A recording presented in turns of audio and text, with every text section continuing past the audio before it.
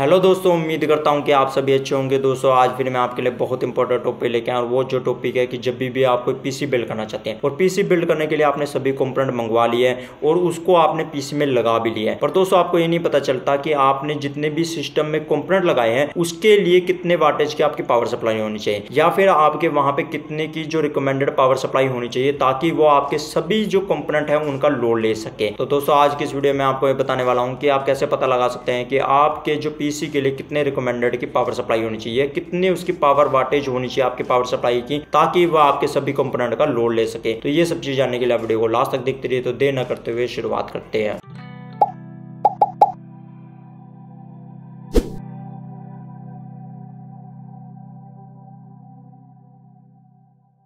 दोस्तों जब भी हम पीसी बिल्ड करते हैं और पीसी के लिए हमारे कितने वाटेज की पावर सप्लाई चाहिए, ये जानने के लिए एक पावर सप्लाई कैलकुलेटर होता है, या हम उसे पीएससी कैलकुलेटर बोल देते हैं या पावर वाटेज कैलकुलेटर बोलते हैं फॉर पीसी। तो दोस्तों उसके लिए आपको करना क्या होता है कि ऑनलाइन काफी तरह के आपको कैलकुलेटर मिल जाते हैं। जैसे मैं मान लीजिए हम अपने कोई भी ब्राउजर में जाएंगे और वहां पे सर्च मारेंगे पावर सप्लाई कैलकुलेटर।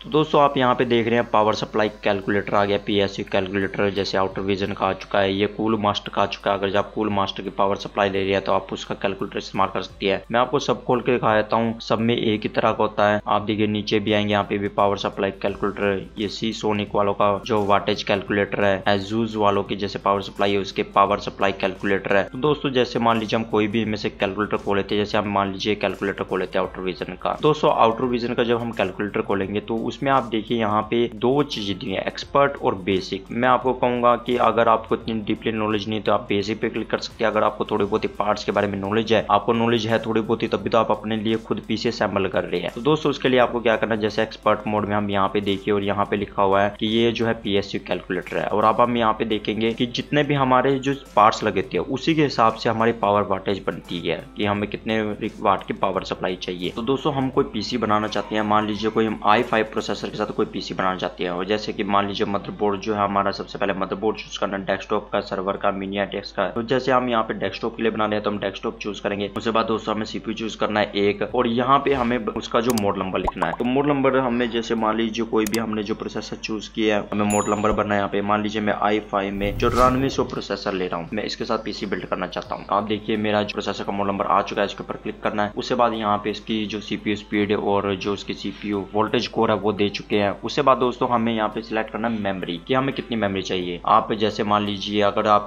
8 GB तक अपने मैक्सिमम कर रहे हैं तो आपने सिंगल स्लॉट करनी है। अगर मान लीजिए आप 16 GB तक कर रहे हैं तो वो आपको भरना, कितनी आप भर रहे हैं वो आपको भरना है। जैसे मान लीजिए मैं 8 GB की रैम लगा रहा हूँ, यहाँ पे मैंने 2 रैम लगाई है तो मैं इसको 2 कर दूंगा, मतलब मेरे टोटल 16 GB रैम है। तो ये दोस्तों हमने रैम भर दिया। तो उसके बाद दोस्तों आप यहाँ पे देख रहे हैं FPD, ये फुली बफर डिफॉर्म होती है, तो वो आपको नहीं करनी, क्योंकि जितनी भी हमारी डेस्कटॉप के लिए होती है वो अनबफर्ड होती है। तो अगर आपकी फुली बफर्ड है तो आपको यहाँ पे फुली बफर्ड पे क्लिक करना है, पर डेस्कटॉप के केस में आपको ऐसा नहीं करना। उसके बाद दोस्तों हमें सेट करना है वीडियो कार्ड। मुझे जो इसमें वीडियो कार्ड चाहिए इसके लिए एनवीडिया कंपनी का मैं चूज करता हूँ मान लीजिए, और मैं SLI नहीं करना चाहता, मैं 2 ग्राफिक्स कार्ड का इस्तेमाल नहीं करना चाहता या क्रॉस फायर का इस्तेमाल नहीं करना चाहता। तो वहां पे मुझे क्या करना पड़ेगा कि मैं एक एनवीडिया कार्ड लगाऊंगा। तो इसके लिए कौन सा बेस्ट रहेगा, मैं चूज करता हूँ 1660 Ti।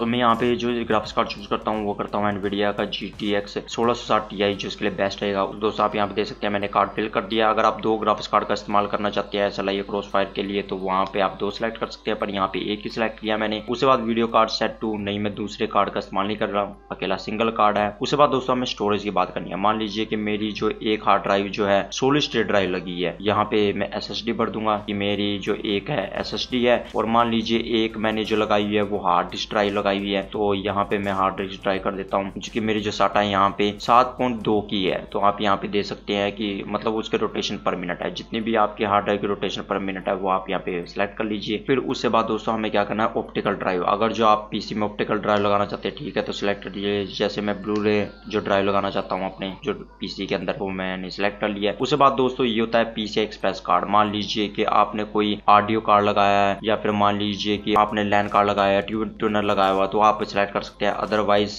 इसे 0 पे करके एज इट इज रहने दीजिए। इस तरह PCI कार्ड भी, अगर आप PCI कार्ड को लगाना चाहते हैं तो आप यहाँ पे वो सिलेक्ट कर सकते हैं, साउंड के लिए, ईथरनेट के लिए और बाकी ट्यूनर के लिए, कोई भी चीज के लिए। पर यहाँ पे मैं कोई भी सिलेक्ट नहीं करना चाहता, मतलब मेरे पास है ही नहीं कार्ड, तो मैं यहाँ पे एज इट इज रहने देता हूँ। उसके बाद कीबोर्ड और माउस स्टैंडर्ड है। उसके बाद हम दोस्तों ऊपर आते हैं यहाँ पे, और यहाँ पे जो आगे दी हुई है कि USB LED कंट्रोल। दोस्तों अगर आपने कोई अदर और डिवाइस लगाया है जो USB के थ्रू कनेक्ट होता है, जैसे मान लीजिए कि आपने कोई कार्ड रीडर लगाया है या फिर मान लीजिए लाइटिंग स्ट्रिप लगाई हुई है, तो वो आप यहाँ पे सिलेक्ट कर सकते हैं। पर मैंने बाकी ऐसे कोई और चीज नहीं लगाई हुई है अदर डिवाइस, तो मैं एज इट इज रहने दूंगा। उसके बाद मैं चूज करूंगा फैन, कि मैंने अपने जो कैबिनेट के अंदर कितने फैन लगाए हैं, तो मैं यहाँ पे 2 फैन चूज करता हूँ, मतलब आउटर के लिए लगाए हुए हैं। और यहाँ पे कितने mm के लगाए हुए हैं, तो मैं वहाँ पे 92 mm चूज करता हूँ। आपने फैंस के साइज के हिसाब से देखना है। और जैसे मान लीजिए 2 मेरे इनर में लगे हुए हैं, तो वहाँ पे मैं भी 92 mm का सिलेक्ट करता हूँ। तो मैंने फैन चूज कर लिया। टोटल मेरे 4 फैन लगे हैं, 2 इनटेक में 2 आउटटेक में। अगर आपके जितने लगे तो उस हिसाब से आप चेक कर सकती है। और या फिर लिक्विड कूलिंग सिस्टम है तो उसमें आप यहाँ पे लिक्विड कूलिंग सिस्टम कर सकते हैं कि मेरे एक लिक्विड कूलिंग सिस्टम है, और वो कौन सी लिक्विड कूलिंग सिस्टम है यहाँ पे आपको सभी दिया हुआ है, ये सब कुछ आपको दिया हुआ है, तो आपको सिलेक्ट कर लेना है। उसके बाद दोस्तों आप यहाँ पे देख रहे हैं कि मॉनिटर, आपके पास कौन सी मॉनिटर है, कितने इंच की है। मेरे पास जो है 20 इंच की है, तो मैं उसको सिलेक्ट कर लेता हूँ। उसके बाद दोस्तों आप कितने घंटे तक अपना PC चलाते हैं। आप अपना 8 घंटे के लिए PC चलाते हैं तो आपको 8 घंटे सिलेक्ट करना है। अगर दोस्तों आप 8 घंटे या 8 घंटे से कम चलाते हैं तो आपको यहाँ पे टाइमिंग वो सेट कर लेना है कि मैं इतने घंटे पर डे चलाता हूँ। अगर आप 16 घंटे चलाते हैं, मान लीजिए आप गेमिंग ज्यादा खेलते हैं, ऑनलाइन स्ट्रीमिंग करती है, तो आप यहाँ पे 16 घंटे पर डे सिलेक्ट कीजिए कि आप इतने ज्यादा खेलते हैं। उसके बाद है कि आप गेमिंग जो खेलते हैं, वीडियो एडिटिंग करते हैं, रेंडरिंग टाइम होता है कितना होता है। कई बार मान लीजिए आप गेमिंग है 4-4 घंटे भी खेलते हैं, 8-8 घंटे भी खेलते हैं, या फिर मान लीजिए वीडियो एडिटिंग करते हैं 4-4 घंटे, 8-8 घंटे। और रेंडरिंग टाइम आपको पता है कि 2 घंटे की होती है जितनी वीडियो की लेंथ होती है, तो आप यहाँ पे सिलेक्ट कर सकते हैं। जैसे मान लीजिए मैं 8 घंटे सिलेक्ट करता हूँ जो गेमिंग और बाकी नॉर्मल पर्पज के लिए। तो दोस्तों अगर मैं यहाँ पे कैलकुलेट करूंगा तो यहाँ पे मेरे जो वो बताएगा कि मेरे कितने जो पावर वाटेज चाहिए। तो आप देखिए यहाँ पे रिकमेंडेड PSU वाटेज लिखा हुआ, वो लिखा है 414 वाट। मतलब मेरा जो यहाँ पे लोड, सबसे पहले तो हमें पता होना चाहिए कि हमारा जो जितने भी कंपोनेंट है PC के अंदर वो कितना लोड ले रहे हैं। तो यहाँ पे इसने कैलकुलेट करके बताया कि 364 वाट का आपका लोड पड़ेगा। मतलब जितने भी हमारे ग्राफिक्स कार्ड है, या फिर मान लीजिए कोई मदरबोर्ड है, और यहाँ पर मान लीजिए हमारा कोई हार्ड ड्राइव है, सॉलिड स्टेट ड्राइव लगी है, जो भी कंपोनेंट है वो इतना लोड लेंगे। और हमें रिकमेंडेड जो PSU चाहिए 414 वाट की। तो 414 वाट की तो नहीं आती, पर 450 वाट की जो पावर सप्लाई आती है, या 500 वाट की, और जितनी भी ये कहेगा रिकमेंडेड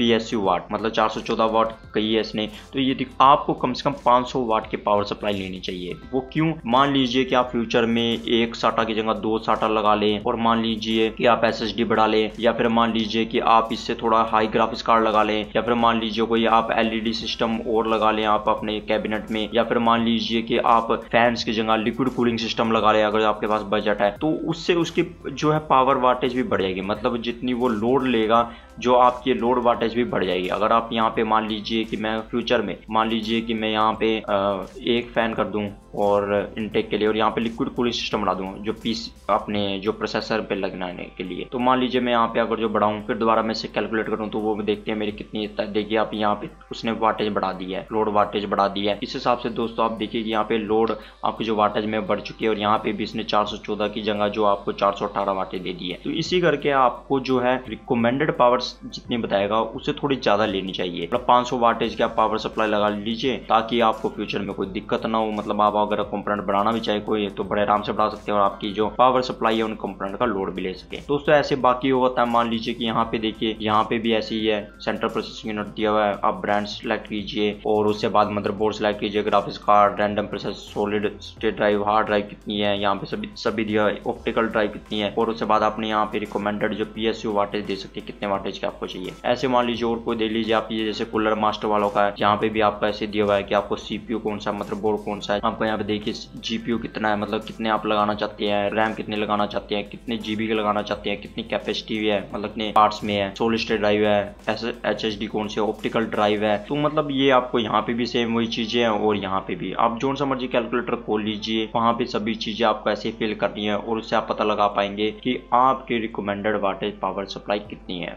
और ध्यान रखिए उसे थोड़ी ज्यादा लीजिए, क्योंकि अगर मान लीजिए आप फ्यूचर में कोई चीज अपग्रेडेशन करना चाहते हैं तो आपको कोई दिक्कत ना हो। और एक बात का ध्यान रखिए कि जितनी ज्यादा वाटेज की पावर सप्लाई होती जाएगी वो यूनिट भी उतनी कंज्यूम करता रहेगा। जैसे आप यहाँ पे देखिए कि ये कितनी एनर्जी है जो कंजप्शन कर रहा है और आपका जो बिल भी उतना ही आएगा जितने वाटेज की पावर सप्लाई होगी। तो ये भी आपको खास ध्यान रखना है। आप ऐसे नहीं कि मान लीजिए यहाँ पे आपको दी हुई 400 वाट की पावर सप्लाई, आप चलो 500 वाट की ले लीजिए कि आपको फ्यूचर में कोई ज्यादा सामान लगाना है, पर ये नहीं कि आप वो 400 वाट के यहाँ पे बोल रहा है और आप सीधी 750 वाट की पावर सप्लाई ले लें, तो उसका तो कोई फायदा ही नहीं है। आपके वहाँ पे इलेक्ट्रिसिटी भी ज्यादा कंज्यूम होगी और वो यूनिट भी ज्यादा कंज्यूम करेगा। तो इसी करके आपको ये देखना है कि जितनी रिकमेंडेड पावर सप्लाई यहाँ पे दी होगी उससे थोड़ी ज्यादा लेनी है बस। जैसे यहाँ पे 418 दिया, 500 वाट लगा लीजिए, वो बहुत बढ़िया रहेगा। कि मान लीजिए फ्यूचर में और कोई सामान भी अपग्रेड करना चाहे तो कोई दिक्कत ना हो। दोस्तों उम्मीद करता हूँ आपको पता चल चुका हो कि आप अपने सिस्टम के लिए जब आप पीसी बिल्ड करना चाहते हैं तो आप कैसे पता लगा सकते हैं कि आपके पीसी के लिए कितने वाटेज की रिकमेंडेड पावर सप्लाई चाहिए। तो दोस्तों उम्मीद करता हूँ आपको वीडियो अच्छी लगेगी, और आपको वीडियो अच्छी लगी तो इसे लाइक कीजिए, शेयर कीजिए, कमेंट कीजिए, साथ में चैनल को जरूर सब्सक्राइब कर ले, साथ में बेल आइकन को कर ले ताकि आप जिस तरह की वीडियो की नोटिफिकेशन पा सके। तो दोस्तों अगली वीडियो में आपको फिर मिलता है, सीखते रहिए और आगे बढ़ते रहिए।